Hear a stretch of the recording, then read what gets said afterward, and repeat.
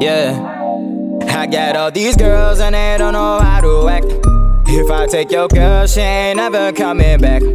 I got all these girls and they tryna be my match. All around the world, but I never get attached. I got all these girls and they don't know how to act. If I take your girl, she ain't never coming back. I got all these girls and they tryna be my match. All around the world, but I never get attached. Touchdown in hotels, I just came from LAX. Fly her out tonight, yeah, she might just be my ex. I've been on the road, doing business, cashing checks. I've been on the road, yeah, your boy been feeling blessed. Travel state to state, everywhere this anthem fresh.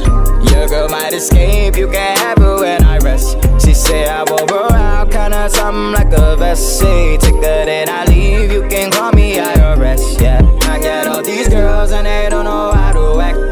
If I take your girl, she ain't never coming back. I got all these girls and they tryna be my match. All around the world, but I never get attached. Yeah, hey, she said that she love you till I hit her phone with the come through. This is Az126. Alright, ready? What up, everybody? This is Az126. We got another Arizona artist here. We got Dahm. Introduce yourself, tell them where to find you. My name is Dahm. You can find me at Entreband Dahm, ENTREBANDDAHM on Twitter, and at Dahm.official on Instagram, as well as well, I shouldn't be giving out my personal Facebook. I don't have an artist Facebook. That's okay. I'll link the Twitter and the SoundCloud and the Spotify link. For sure. We'll keep all the other stuff, secret until they need to know. Yeah. But okay, so what we were talking about right now before the show actually started was we were touching back on an interview that I did before with Bakari, how he actually had a playlist called While You Wait. Mm-hmm. And the compilation that you have with MeltyCannon, right? Yes. The producer. That reminded me of it because it's literally, I think we're at the time in music and we're in the time in AZ where it's like you have to give these people something while they wait. Mm-hmm. I was gonna touch back to like when I used to be on Hot New Hip Hop, when you used to have to like download one song at a time from the internet. Yeah. And so people would just have a bunch of singles, but they're lost forever. You know what I mean? Like a single that you liked from like Wiz Khalifa. You don't even remember the name. No. You can't find it ever again. Name me one single from Wiz Khalifa that people remember aside from like that new one with Charlie Puth or Charlie Puth. Well, not as much as like those singles that are like Black and Yellow. That's it. That's not as much as like the singles that are radio singles. Me, I was a big Wiz Khalifa fan, so I can name a couple more songs. Fair enough. I mean, more for a fact, like, okay, how do I put this?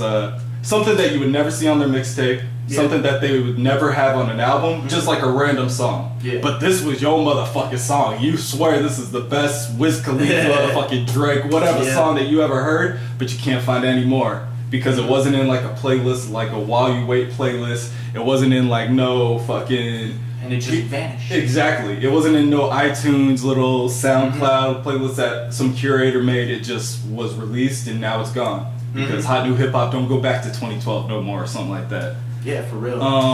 So as far as MeltyCannon, how did you meet MeltyCannon? Because I'm listening to a lot of these beats.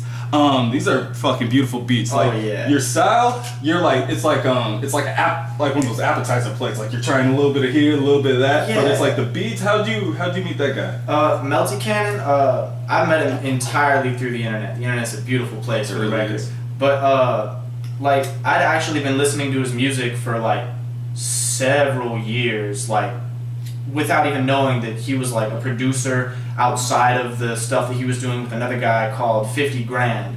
Mm-hmm. So essentially, like I found him on SoundCloud. The chain of people that I had to follow through that rabbit hole to get to him was I first started listening to a guy named Cavalier Beats through one of my friends who just listened to his music regularly. He's crazy good. Then through Cavalier, I found out about a guy named 50 Grand who makes crazy, just like nightmarish, like hellish music that is just like obscenely desolate and just dark and awesome.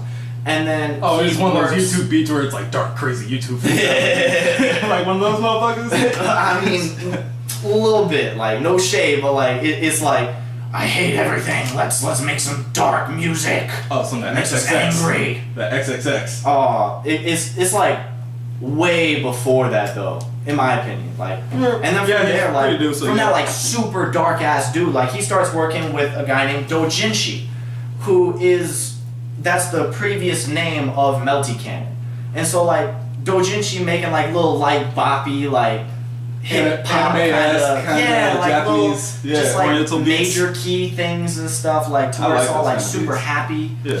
And so like putting them together, they made a track called Warm Chains, and it remains to this day my favorite beat of all time. Warm Chains. Warm Chains. Right now. Yeah. It's crazy, just crazy.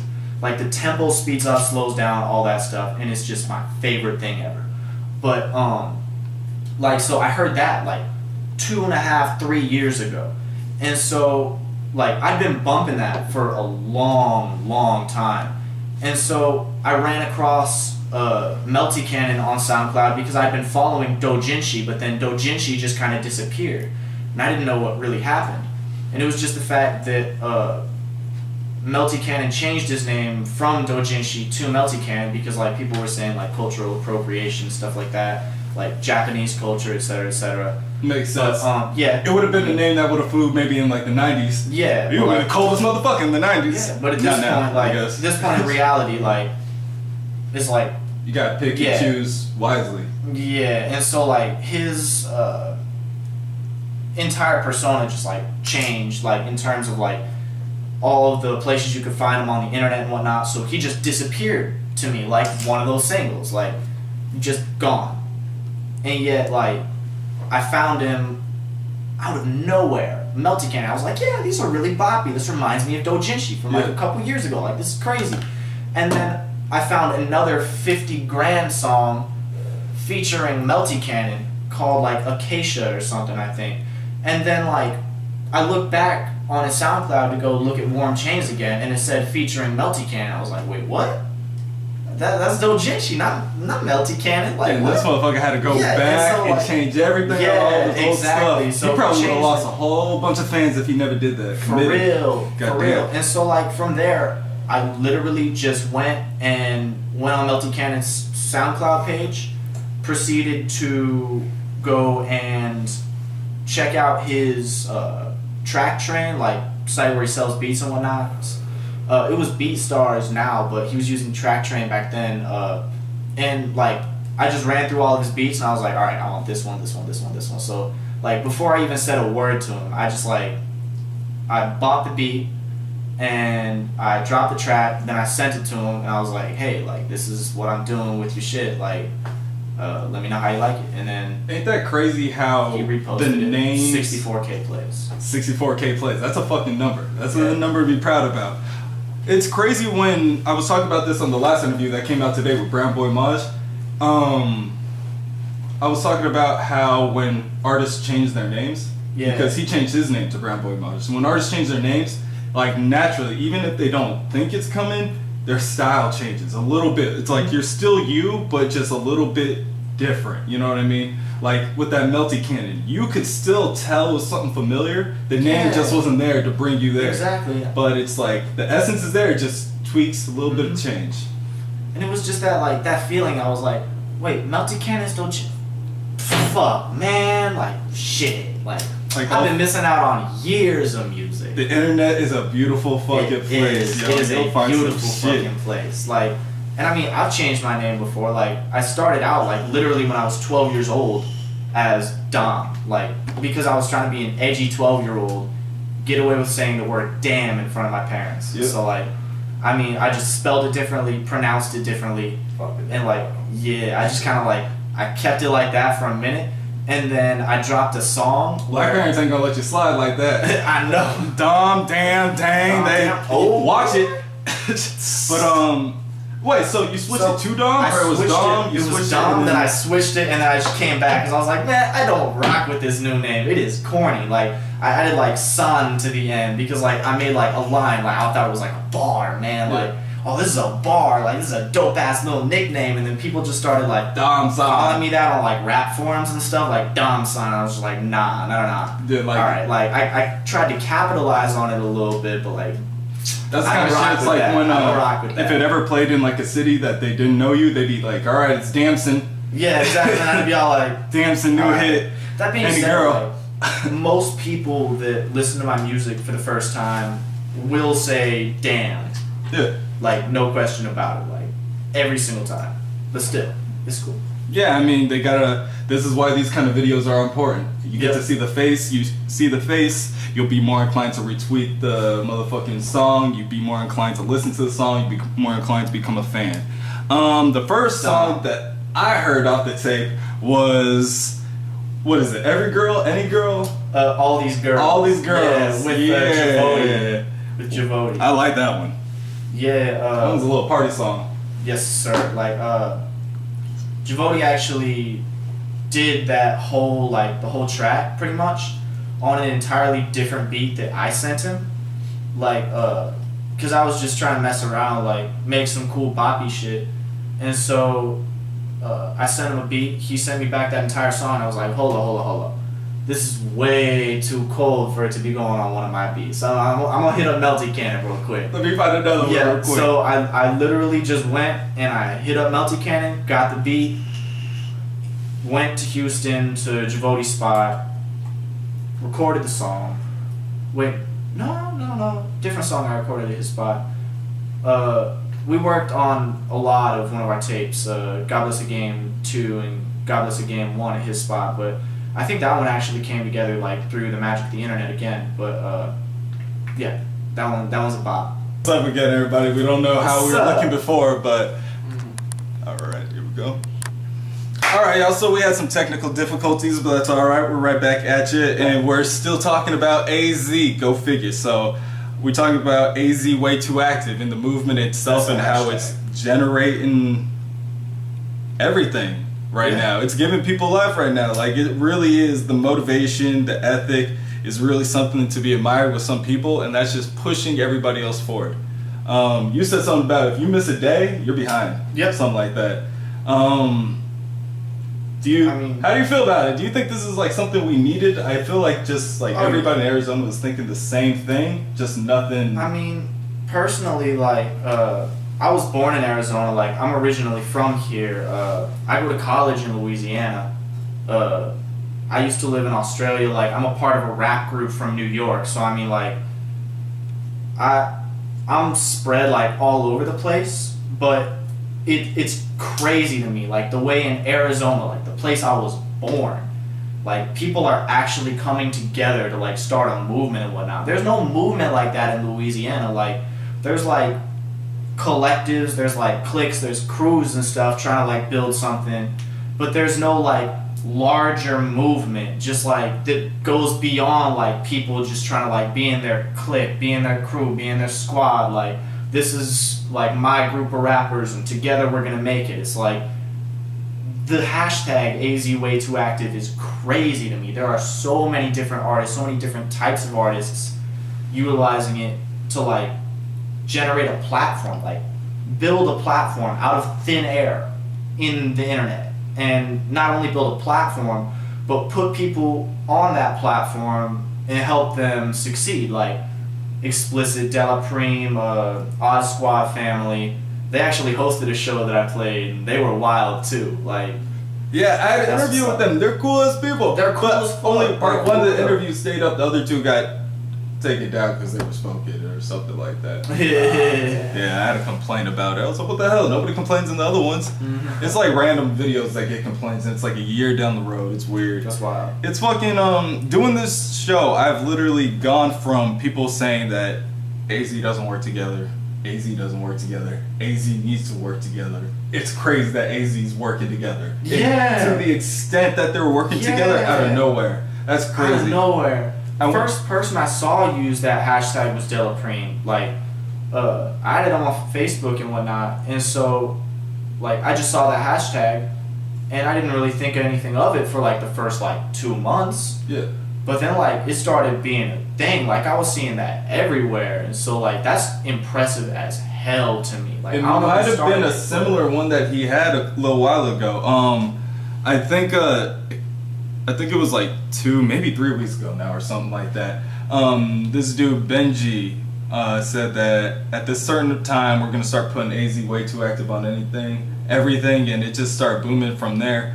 I didn't know. Sunday. Was it Sunday? Yeah, Sunday from like 7 to like 11 last night. There was like a big boom where everybody was supposed to use AzWayTooActive.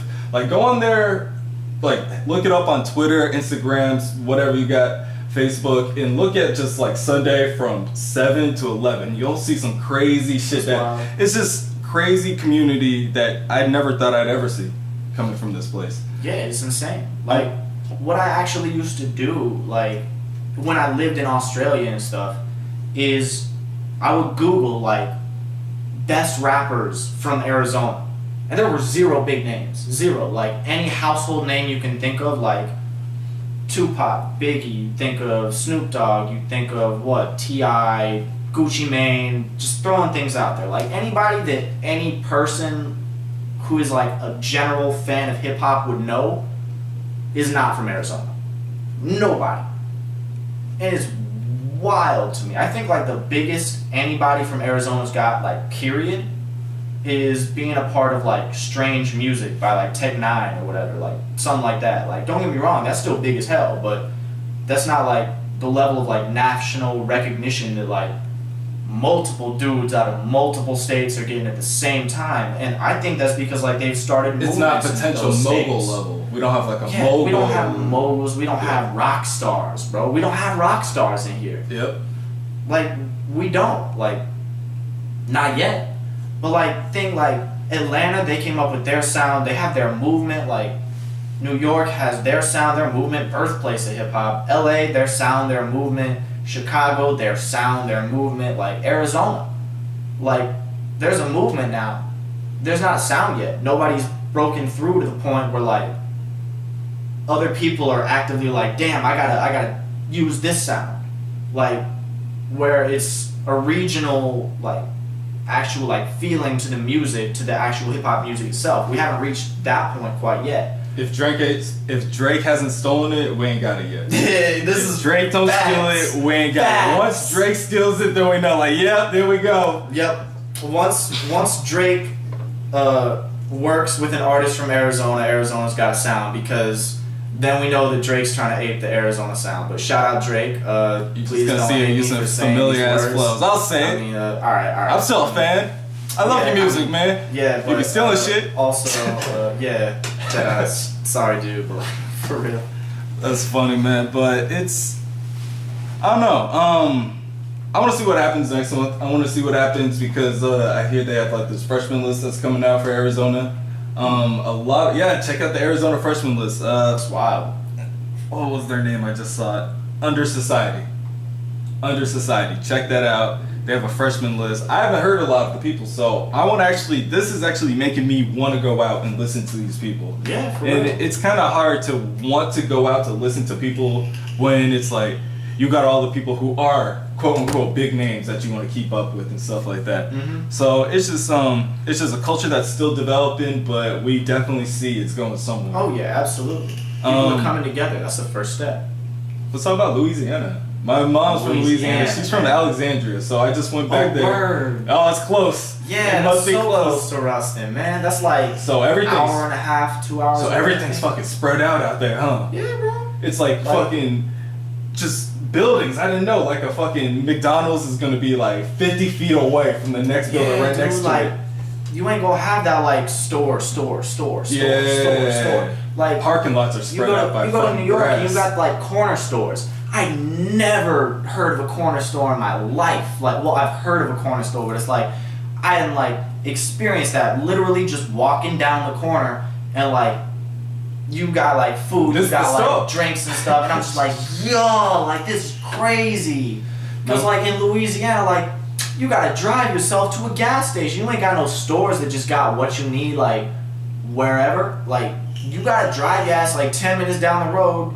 Get yourself to like the shit go, get yourself to like the 7-Eleven, get what you need, and then drive back home again. It becomes like a task instead of just like, oh, yeah, just go walk to the corner store. And they got little ass roads with no light, where it's like this. You could see how fucking people use it. It's sketch. Yeah, it's sketchy as fuck, but you could see how people could just get away with drinking and driving. Oh, it's like you just driving on country roads, man, with no other cars there. Yo, if something happens to you, it's done till the daytime. But yo, the cops are crazy on the roads, like between like Ruston and Alexandria and whatnot on the 167.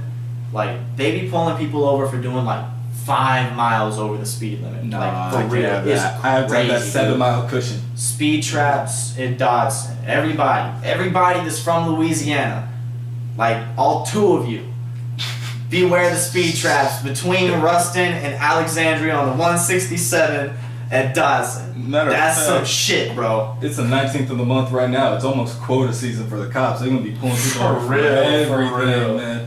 Maricopa cops.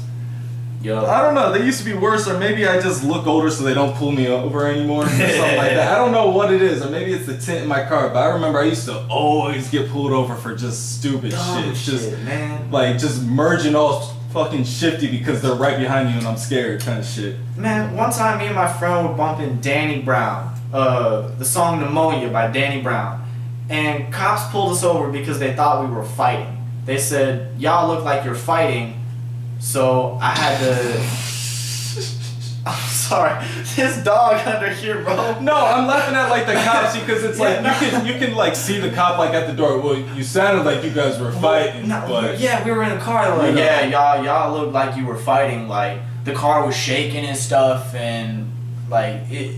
We just had to make sure that y'all weren't fighting. Like had to break it up. We obviously weren't fighting. We were sitting there like looking like this, like. Steering, like they be making up outlandish shit, and it's like it's just like, what are you talking about, bro? See, they always say like some weird shit that it's like you have to think to yourself like, do I want to even correct this motherfucker? Yeah, do I want to start the problem by correcting him, or do I just want to let this motherfucker slide? It's like, all right, okay, dude, like we figured it out. We weren't fighting, officer. It was just a little, okay, bye.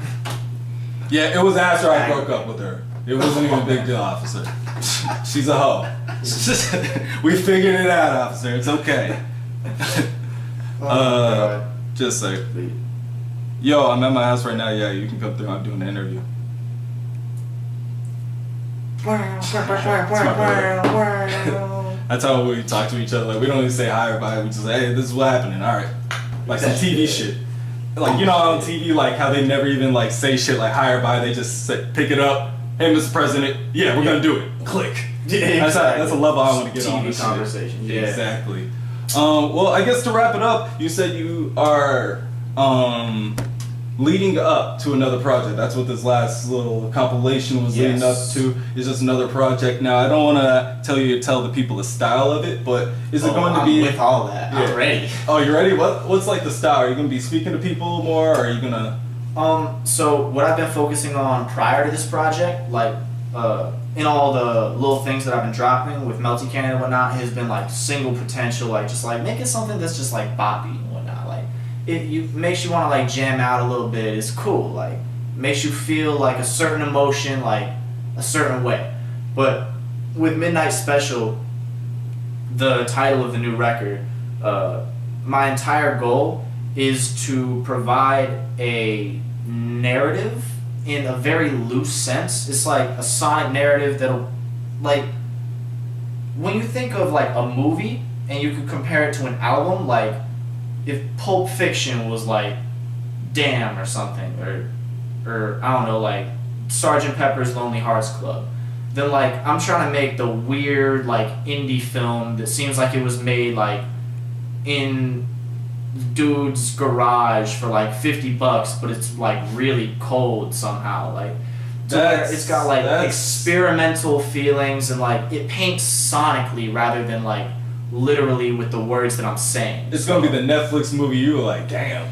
Yeah, it's gonna be like that shit. I know exactly what you mean just by saying that. Well, before I go into that, so finish up real quick what you're saying. I know I cut you off. Oh, you good. But goddamn, I gotta tell you a little story about that. So I guess so I can wrap it up real quick.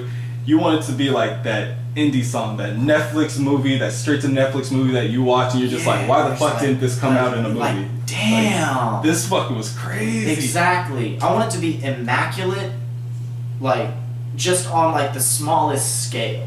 Like, everything that you look at, like, in it is gonna, like, it's gonna have its quirks because, like, yeah, it's not, like, backed by any huge labels and it doesn't have a huge-ass budget. Like, I'm broke boys fuck out here right now, but, like, I'm just trying to make it to where every single detail is exactly how I want it, and it's all coming together to paint the same picture.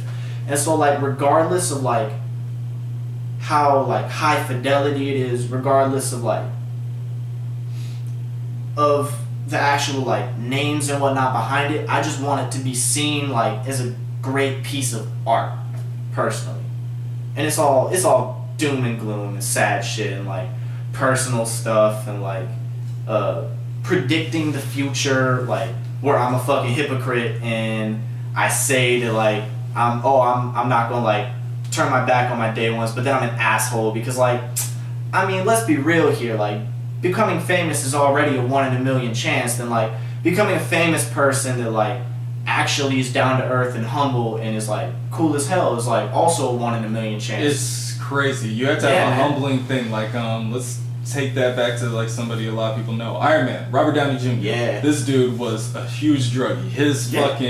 His life was crashing. His dad didn't want to live in the house.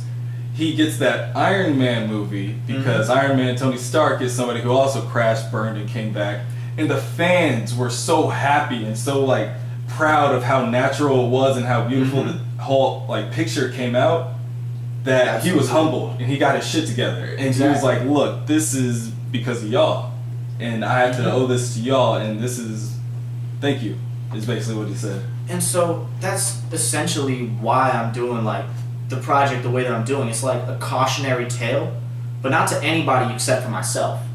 Because, I mean, like, it's, in my opinion, the closest thing that I've ever done to, like, a full narrative, pieced together body of work, rather than just, like, tracks put together that sound nice, that are cool, that kind of go together, kind of make a little story. Like, this is, like, I've spent so long, like, not even just making the tracks, because all the songs have been done for, like, months now. Yeah. Like, it's been done. I'm just working on, like, sequencing, like, little details, like, taking one track out of the track listing here and throwing a different one in that I had, like, ready, because I've made, like, 30, 40 songs for this project already, and I want it to be, like, 10. Yeah. But I want it to be, like, the best 10. I want it to fit together. Just, like, I want every song to seem like it goes in the direction that, like, you would expect it to, except you would never expect it to go in that direction. Like, in the stuff that's so simple, and it's so simple that you think it's predictable, but it's not. It throws you for the loop, and that's the best thing about, like, those little indie movies, those little. Exactly. I guess to wrap it back, it was the movie I saw was this little indie movie and had Will Ferrell in it, and it was called Everything Must Go. Yeah, that's a good movie. He's this guy in Arizona. He's getting a divorce from his wife. He's an alcoholic, and he's got to sell everything in his front yard. And it's just like, just seeing him go through, like, the basic emotions and, like, the natural feelings that anybody would have is just crazy how a movie so low budget in one place could do it. And so that's exactly what I thought about when you were talking about this. Exactly. Just stripping it back, bringing it down to the most basic details that make it what it is, and then refining those and taking them and attempting to elevate them and bring them in new directions that people haven't seen them go before, like in terms of the production, like the sonic palette, like my actual, like, flow and topic matter, and the way that I, like, go between, like, auto-tuning the shit out of songs and then just dropping, like, wild lyrics out of nowhere, just stuff like that. Like, I want it to all come together seamlessly but unpredictably. And I don't know, that's the goal. It's a hard thing to do, so hopefully you could do it. Real quick, tell them where to find you at one more time. My name's Dahm, D-A-H-M, Twitter, at EntreBandDahm, EntreBandDahm, and on Instagram at Dahm.official, DAHM Official. All right, thank you guys for watching. Follow and subscribe. Leave a comment down below. Which one is your favorite song? Did you like the intro song? Do you have any questions for Dahm? If there's anything, let us know. Until next time, we signing out.